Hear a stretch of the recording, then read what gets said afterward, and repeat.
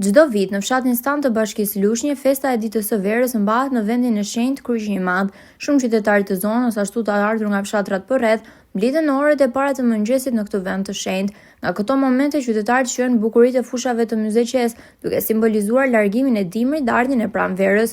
Fëmijët të rrethuar nga kurorat e luleve shprehin dashurinë për natyrën dhe dëshirën për një pranverë të mbar.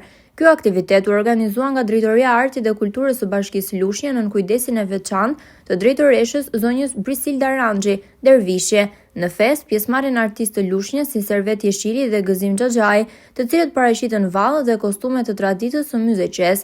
Në këtë ngjarje nuk munguan lulet, ballokumet dhe ëmbëlsirat e verës, traditë e cila u sjell edhe nga qyteti i Elbasanit, ku kjo ditë festohet në të gjithë Shqipërinë. Ky aktivitet u bashkua dhe nga kryebashkiakja e Lushnjës zonja Ariselda Sefa, e cila u shoqërua nga 3 deputet të listës së zgjedhjeve të 11 majit.